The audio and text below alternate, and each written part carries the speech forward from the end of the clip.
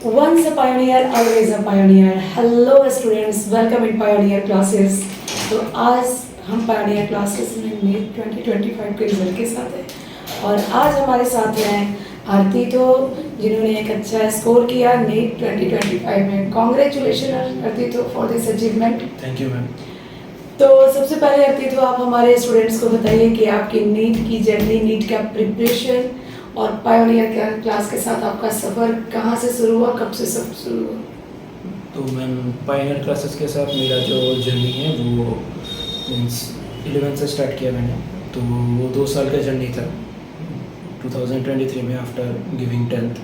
तो वहीं से लेके टिल नीट तो 2 साल का ही जर्नी था मेरा पायनियर क्लासेस के साथ. ओके, तो आपने पायोनियर क्लासेस में क्या क्या सब्जेक्ट लिए? फिजिक्स, बायोलॉजी और ऑर्गेनिक केमिस्ट्री जो और- जो पहले मालूम नहीं था, बाद में पता चला. ओके, तो आप हमें बताना चाहेंगे सबसे पहले किस के बारे में बताना चाहेंगे? पहले आप हमें बताइए कि इस 2 साल की जर्नी में आपका जो नीट का जो एम था, जो गोल था डॉक्टर बनने का, इसके लिए आपको कितना हार्डवर्क करना पड़ा? हार्डवर्क तो बहुत करना पड़ता है.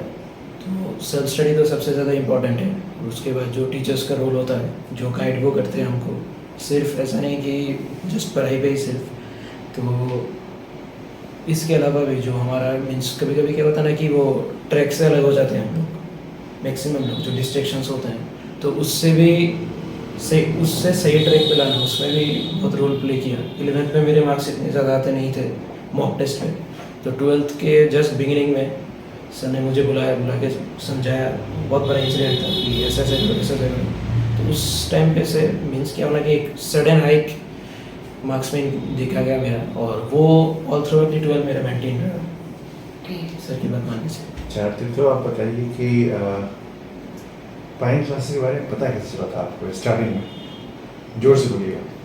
स्टार्टिंग में तो मीन्स पता चला मुझे आई थिंक 2021 में जब नीट का रिजल्ट आया था. तो उस टाइम सौरदीप दा जो थे वो मेरे सबसे बड़े इंस्पिरेशन थे. तो 701 मार्क्स आया था उनका. तो मेरा मीन्स एक बोलता ना वो उसको क्या डिज़ायर था कि मैं वो रिकॉर्ड ब्रेक करूँ. हाँ, मुझे याद है आपने जब आया था तो बोले थे कि फर्स्ट मुझे जिस दिन सर के साथ बात हुई थी पहला डिस्कशन ही आपका था कि मुझे सर सौरदीप जैसा दादा जैसा करना है. और वो उस वक्त क्या नहीं, अभी तक मेरे इंस्टीट्यूट का सबसे हाईएस्ट रैंक है नीट का, ऑल इंडिया रैंक 125 एक जनरल स्टूडेंट. और वहाँ से ही जर्नी काफ़ी डिफरेंट हो गई थी, राइट? और वो इंस्पिरेशन थे आपके. गुड. आपने तो इस चीज़ को अचीव किया बिकॉज इस बार का एग्ज़ाम काफ़ी टफ था ना. आपने एग्ज़ाम में सारे सब्जेक्ट्स को कैसे मैनेज किए? एग्ज़ाम में मीन्स आपको मैनेजमेंट के कहने का सेंस है मेरा ये कि आपका जो एग्ज़ाम का जो मैनेजमेंट था उसमें क्लासेस कैसे हेल्प मिला आपको, टेस्ट का हेल्प कैसे मिला आपको, राइट? बायोलॉजी में कैसे मैनेज किया? बिकॉज तीनों ही सब्जेक्ट इस बार कंपेरेटिवली फिजिक्स बायोलॉजी थोड़ा ज़्यादा अपर साइड में था, फिजिक्स तो काफ़ी अपर साइड में था, राइट? तो आप एक एक सब्जेक्ट करके बताएंगे, जैसे कि आपको बायोलॉजी कैसे मैनेज किया आपने एग्ज़ाम में? तो फर्स्ट ऑफ ऑल जो एग्ज़ाम में जो टाइम मैनेजमेंट होता है हर सब्जेक्ट का है, और स्पेसिफिकली बोले तो पर क्वेश्चन का, तो उससे जो उसमें मेजर फैक्टर जो मेरे जर्नी में हेल्प किया वो आरबीडी था. क्योंकि आरबीडी के क्वेश्चंस मीन्स ऐसे ही होते थे, मीन्स बड़े बड़े एकदम. एक क्वेश्चन में अगर आप स्पीड में भी करना चाहो तब भी आपको मीन्स 1-2 मिनट बिगिनिंग में लगता था. लास्ट तक तो हम लोगों ने कर लिया था वो, और भी कम टाइम में. तो उससे बहुत ज़्यादा हेल्प मिला था बायोलॉजी में एज वेल एज केमिस्ट्री और फिजिक्स में. जैसा कि आपने बोला कि फिजिक्स इस पर बहुत टफ साइड में था, तो बायोलॉजी और केमिस्ट्री अगर हम सही टाइम पे ख़त्म नहीं करते तो उसमें और भी घट जाता. तो बायोलॉजी और केमिस्ट्री में अच्छे से टाइम मैनेजमेंट कर लिया. तो इसके बाद फिजिक्स में मैंने क्या किया कि थोड़ा एक्स्ट्रा टाइम दे दिया था, 1 घंटा 30 मिनट्स. फिजिक्स में आपको एक्स्ट्रा टाइम मिला और बायोलॉजी को थोड़ा जल्दी किया आपने. और केमिस्ट्री में भी ऑर्गेनिक और इनऑर्गेनिक से वो केमिस्ट्री में 35 मिनट्स में कंप्लीट, सबसे ज़्यादा फर्स्ट भी कंप्लीट था. ओके. ऑर्गेनिक और इनऑर्गेनिक का इस बार थोड़ा स्पेसिफिकली ऑर्गेनिक का रेशियो थोड़ा ज़्यादा था. तो हमने मैकेनिज्म बेस्ड पढ़ाई किया था आपके बस से. तो मेरे से पढ़ के मैकेनिज्म बेस में आपको ऑर्गेनिक आपने पूरा फोकस किया मेरे पर ही, राइट? कैसे हुआ ऑर्गेनिक के बारे में कुछ बोलिए, बहुत कम पता है इसके बारे में. ऑर्गेनिक के बारे में कहना है कि एनसीईआरटी में जितना ऑर्गेनिक में थ्योरी लिखा हुआ है, जितने भी क्वेश्चन है, ऑल्दो फोकस उसमें करना चाहिए, बट पहले मैकेनिज्म सीख के इसके बाद एनसीईआरटी पे आना चाहिए. क्योंकि फर्स्ट टाइम आप वो पढ़ाई पहले एनसीईआरटी ले लोगे तो उससे फ़ायदा भी नहीं आएगा, समझ भी नहीं आएगा, और क्वेश्चन अगर थोड़े कॉन्सेप्चुअल हो तो उससे भी जब क्वेश्चन टफ साइड होगा तो मैकेनिज्म साइड जाएगा ही जाएगा, राइट। इस बार थे भी ऐसे क्वेश्चन। मुझे याद है वो Robust हिस्टोरी केमिस्ट्री का जो दो हाँ। क्वेश्चंस थे बॉडी देखता है, बॉडी देखता है। क्लास में डिस्कस किए गए थे आप लोग। नहीं, गुड।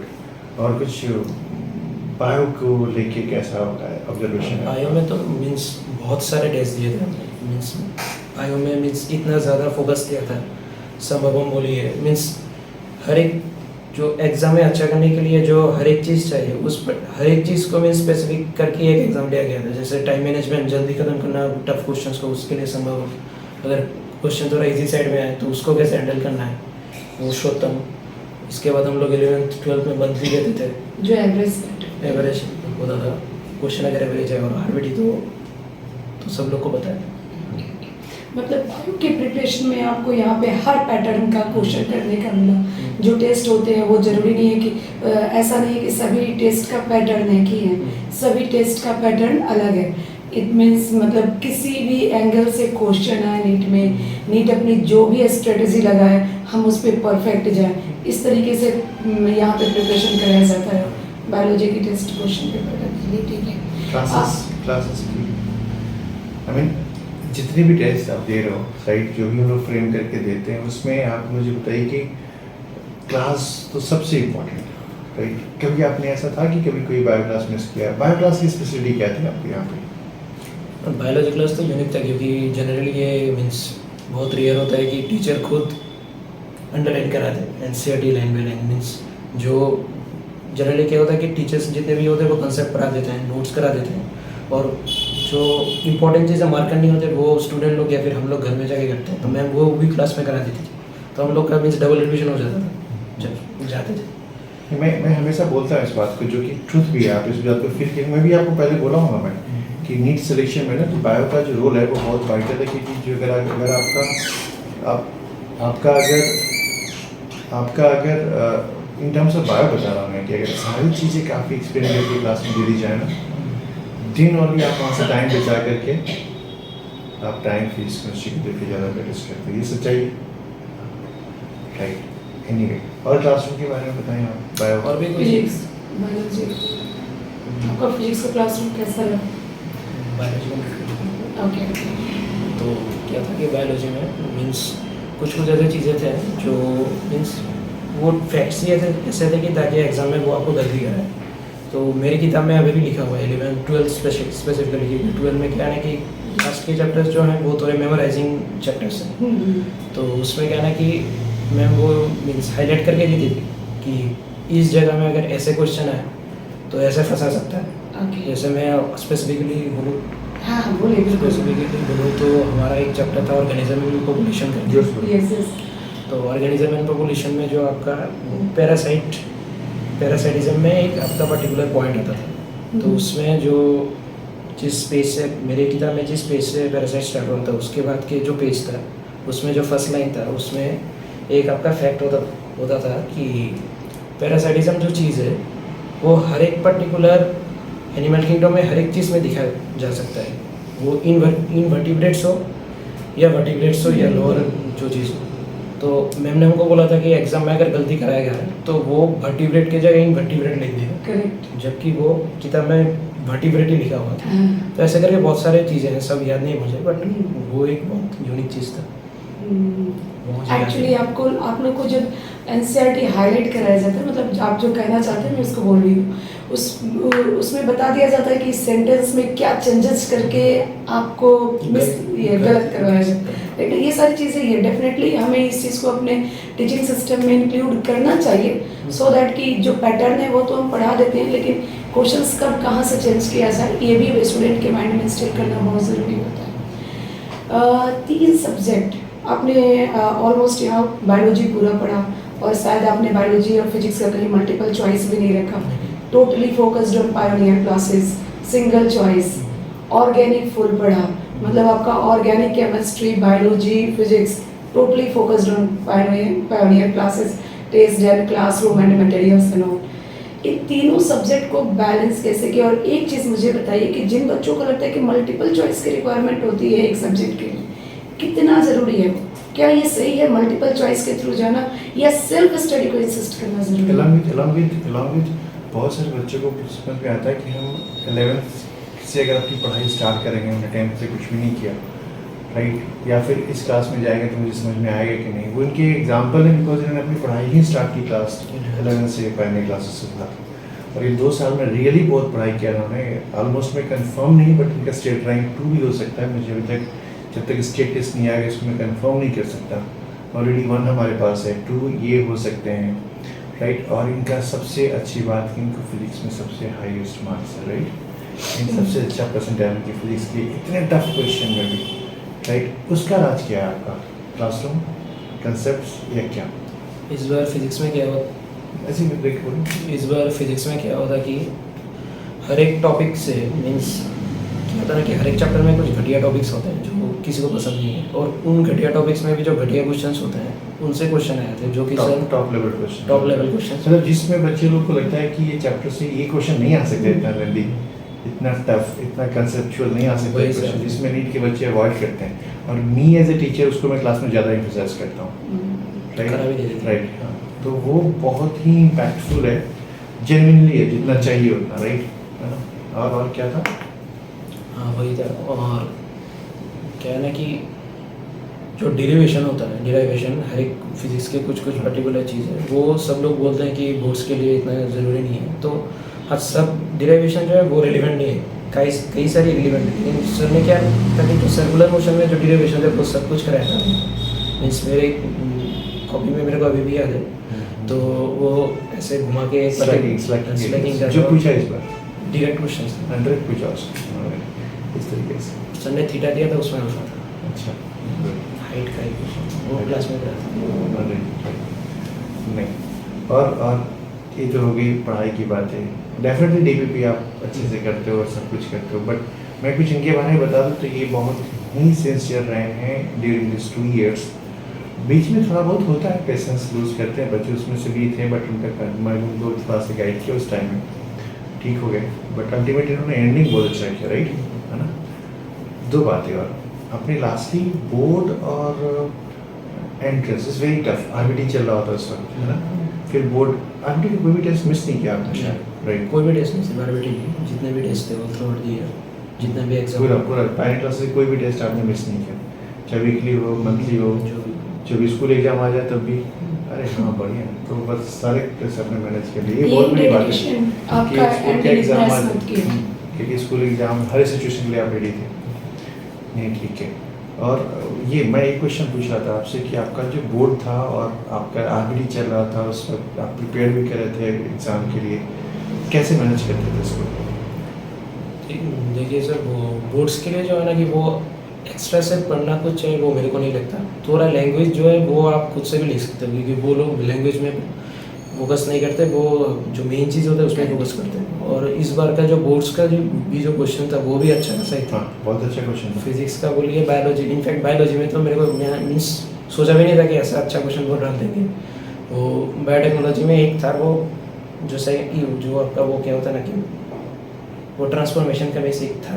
ओके रिकॉम्बिनेंट ट्रांसफर, तो उससे उठा के क्वेश्चन दिया था एमसीक्यू में, जो कि जनरली कॉम्पिटिटिव नीट में देखने को मिलता है। ओके तो वो क्लासमेट को कट करके उस प्रोसेस का नाम ओके मेरा गलत भी हुआ था, क्योंकि मैं इतना एक्सपेक्ट करके नहीं गया था। ओके मतलब आपने उसको बहुत लाइटली लिया था बोर्ड प्रिपरेशन। फिजिक्स का भी अच्छा, फिजिक्स का तो बहुत ही अच्छा पेपर था, बायो का भी था, केमिस्ट्री। इस बार इन ऑल रिस्पेक्ट सारे एग्जाम्स में फिजिक्स के पेपर अपर साइड रहे, चाहे वो नीट हो, चाहे वो जेईई मेन हो, या फिर जो ये एडवांस हो, हर जगह, राइट। अच्छा, इसके पढ़ाई को छोड़ के आप डेली लाइफ, डेली रूटीन कैसे मैनेज करते थे? तो कितने घंटे की पढ़ाई होती थी, या क्या प्लान होता था आपका, क्या स्ट्रेटजी रहता था एवरी डे का, कैसा प्लान करते थे? प्लान कोई ऑर्गेनाइज नहीं था, क्योंकि जितना भी 11 मिस होता ही ऐसा है कि जब जितना भी आप रूटीन बना लो वो कैरी ऑन करना बहुत मीन्स टफ होता है। तो मीन्स मेंटलिटी ऐसी होनी चाहिए कि जब भी टाइम मिले तभी आप पढ़ाई करो। जैसे मैं बोलूँ तो मेरा घर थोड़ा दूर है, तो मैं डेली जर्नी करके यहाँ पे आ रहा था। तो उस टाइम क्या होता था कि मेरे पास मेरा खुद का मोबाइल नहीं है, जो सच बात अभी भी नहीं है इनफैक्ट। तो अभी भी मोबाइल नहीं है आपके पास? यही रिजल्ट का रीजन भी है। पेरेंट्स और स्टूडेंट्स में कि अभी भी इनके पास मोबाइल नहीं है, राइट। तो डिस्ट्रैक्शन कहाँ से आएगा, है ना? करेक्ट। तो 11th में तो मीन्स पापा इतना मेरे साथ आते नहीं थे, तो 12th के लास्ट 6 to 7 मंथ्स क्या था कि पापा मेरे को लेके आते थे, Good. तो उनके पास मोबाइल था। तो जब हम लोग ऑटो से ट्रेवल करते थे तो क्या होता ना कि मैं उस मोबाइल से मेरे पास लगभग पूरे बायोलॉजी बोई का किताब का PDF PDF था। था, तो वो मैं पढ़ता था आते वक्त भी मीन्स ट्रैवलिंग टाइम को भी आपने यूटिलाइज यूटिलाइज किया, वेरी गुड। ये वो मैं कभी कभी क्लास में बोलता भी हूँ, क्योंकि मैम भी बोलती है कि आप छोटे छोटे टाइम सेगमेंट को यूज करना बहुत ज़रूरी है। जैसे कभी ऐसा भी होता था कि फॉर एग्जाम्पल सोचिए जो हमारा श्रोतम था या मगन था वो इसी टाइम पे होता था 2 हाँ। 4 बजे, तो 1 घंटे के लिए घर पे जाऊंगा तो आते जाते जाते आने का टाइम फिर से हो जाए। तो 5:45 से सर का या मैम का क्लास था, तो 4 बजे को या 5 बजे को अगर सोचिए एग्जाम खत्म हुआ तो उस पर्टिकुलर टाइम पे क्या होता था कि मैं मीन्स सर को बोल के इधर बाहर या अंदर मैं पढ़ता था, जबकि दूसरे खेलने को थे। ठीक है, और मैम क्या पूछना है आपको? मैं यही जानना चाहूँगी आपसे कि ये 3 सब्जेक्ट का कंपार्टमेंटलाइजेशन कैसे किया, कि मुझे अभी बायो पढ़ना है और बायो में इतने क्वेश्चंस करने हैं, फिजिक्स करना है, फिजिक्स में इतने क्वेश्चन, इसका कंपार्टमेंटलाइजेशन कैसे किया? घर में यस। तो मेरा क्या होता था कि सोचिए क्लास में सर ने या मैम ने कोई भी टॉपिक पढ़ाया, ऑर्गेनिक केमिस्ट्री का हो, बायोलॉजी का हो, फिजिक्स का हो, जो भी हो, तो घर में जाके हमको तो DP भी मिल जाता, असाइनमेंट में ही था। कुछ बुक्स भी सर और मैम ने, जैसे NCERT वर्ड टू वर्ड, वो बहुत अच्छा बुक है, बायोलॉजी का। बायोलॉजी है। इसके बाद डॉक्टर अली का भी है एक, कंसेप्चुअल के। और फिजिक्स में भी हमको हो गया ना कि वो NCERT एग्जाम है, सिटी में सिटी में कोई नहीं पढ़ा था बट हमने पढ़ा था, तो वो है। इसके बाद जो फिजिक्स के जो इन टेक्स्ट क्वेश्चन जो होते हैं NCERT में, जो जिस दिन भी जो टॉपिक पढ़ाया था वो घर जाके जितने भी बुक्स मेरे पास है, जितना भी रिसोर्स मेरे पास है, मैं वो सब उस टॉपिक से सब कुछ कर डालता था। ऐसा नहीं था कि चैप्टर खत्म हो गया इसके बाद करूँगा। मैं यही बात स्टूडेंट को बोलना चाहूँगी, जो भी स्टूडेंट्स इस वीडियो को देखेंगे, इस इंटरव्यू को देखेंगे, उनको सबसे पहले ये चीज़ मैं बताना चाहूँगी, पॉइंट आउट करना चाहूँगी इस पॉइंट को, कि इन्होंने बहुत बड़ी बात कही कि जो भी पढ़ाया जाता था चैप्टर एंड होने के बाद उसका प्रैक्टिस करेंगे, इसका ये वेट नहीं करते थे। सेम डे उसका प्रिपरेशन करते थे, सेम डे उसे रिवीजन करते थे। कितना ज़रूरी होता है सेल्फ स्टडी। जो सोचते हैं कि टीचर पढ़ाएगा और हो जाएगा, इसमें सेल्फ स्टडी का कोई ज़रूरत नहीं है। क्या ये सही है? सेल्फ स्टडी करना, सेल्फ स्टडी मेन चीज़ जो होती है। 99.9% सेल्फ स्टडी होता है और 0.1% टीचर का गाइड होता है, एक अच्छे मेंटर का गाइड होता है। स्टूडेंट समझते हैं कि नो सर पढ़ा दिए, मैं पढ़ा दिए, रिवीजन की requirement, revision is very important. आप सोचिए, आप सोचिए इस ऑनलाइन के ज़माने में इन्होंने कोई क्लासेस नहीं किया, सारे क्लास में ऑफलाइन, वो इनका घर काफ़ी दूर था। यस, राइट, कोई एक्सक्यूजेस नहीं बने क्लासेस में। ये एक कुछ और चीज़ देना चाहूँगी, बहुत ज़्यादा ज़रूरी होता है हमारे स्टूडेंट के लिए जानना कि यहाँ क्वेश्चन सॉल्व कराए जाते हैं कि नहीं, मतलब जो डाउट है उसको क्लियर कराया जाता है, या बच्चे कभी हमें अप्रोच कर पाते हैं कि नहीं डाउट के लिए। आपने कभी अप्रोच किया कि ये डाउट है, इसे कैसे क्लियर करें? फर्स्ट ऑफ ऑल अगर आप क्लास को एकदम अच्छे से सुनते हो तो डाउट आपका जनरली आएगा नहीं, डेफिनेटली। और इसके बाद भी अगर क्योंकि human part of human mind, तो आप भूल भी सकते हो। इसके अलावा आपको मीन्स कुछ बाद में जैसे 12th में जब आते हो तो फिर से 11th की चीज़ें थोड़ी रिकॉल के जो कंसेप्चुअल चीज़ें होती हैं वो थोड़ा दिक्कत होता है। तो उस टाइम पे आप मैं जनरली सबसे ज़्यादा डाउट पूछता था आफ्टर एग्जाम। एग्जाम मीन्स वो जब टेस्ट इनफैक्ट मैं नहीं, हमारे जितने मेरा जो पूरा टीम सभी स्टूडेंट ऐसे ही करते हैं, क्योंकि जो भी सबसे इम्पोर्टेंट है कि आपका टेस्ट खत्म हुआ और उसमें जो डाउट्स हैं उसके लिए टीचर सामने बैठा हुआ है, राइट, वो सारे डाउट्स खत्म करके था। मैम को तो मैं देखता हूँ स्पेशली, इनके पीछे तो पीछे क्लास के बाद रूम में बैठ से रूम में बच्चे भर जाते हैं, वो कैसे हैंडल करते हैं वही जानते हैं, मुझे पता नहीं, राइट। एनी और यहाँ फाइनल क्लासेस के सिस्टम में, सिस्टम बोलने का मतलब है हमारा कि 3 पॉइंट्स, हमारा जो क्लासरूम सिस्टम है, Right. हमारा जो मटेरियल प्रोवाइड किया जाता है और हमारा जो टेस्ट सिस्टम है, इस तीनों पॉइंट को कैसे हाईलाइट करना चाहेंगे?